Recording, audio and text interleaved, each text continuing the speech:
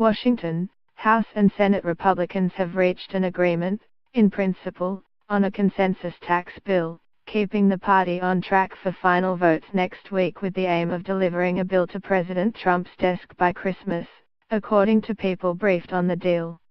Senator John Kerry of Texas, the majority whip, told reporters that Republicans will be briefed on the deal today, and that he is confident it will be approved next week.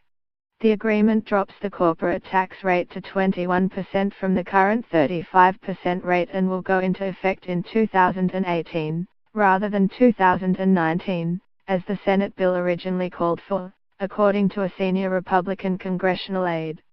The bill also allows individuals to deduct up to $10,000 in state and local taxes, split between property taxes and either income or sales taxes paid. That move is intended to alleviate the concerns of House Republicans, particularly those from California, over the bill's treatment of the state and local tax deduction. Lawmakers also agreed to rescind the corporate alternative minimum tax, which was tucked into the Senate bill at the last minute as a way to pay for the $1.5 trillion bill. The inclusion of the corporate AMT was criticized by many business groups, who said it would prohibit the ability of companies to use tax breaks such as the research and development tax credit. The top individual income tax rate will drop to 37%, down from the current rate of 39.6%. But the rate will kick in for income levels below the $1 million cutoff outlined in both the House and Senate bills. The conference bill will preserve the individual alternative minimum tax, which the House bill had eliminated and the Senate bill retained in a watered-down form. The conference version will apply to even fewer taxpayers than the Senate bill would have, the congressional aide said. The agreement in principle appears to allow some high-earning business owners to claim an even larger tax break than the Senate bill would have.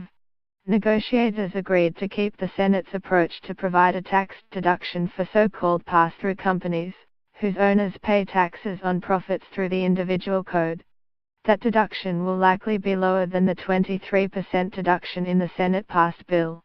But, the aide said, the conference bill will include a House provision that would allow some pass-through owners with few employees, but large amounts of investment in their businesses, to bypass a limit on how much income qualifies for the preferential deduction.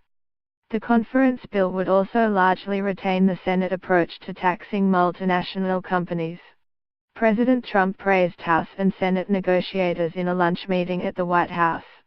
"We're very close to getting it done, we're very close to voting, Mr. Trump said of the tax bill. He added later, "This is the biggest thing that we've worked on." Mr. Trump also indicated he would accept a reduction in the corporate tax rate to 21% from 35%. Until recently, Mr. Trump had insisted on a corporate rate no higher than 20%. It is not clear if Republican senators will roundly endorse the deal, which would allow provisions that Senators Susan Collins of Maine and Marco Rubio of Florida had raised concerns about earlier this week.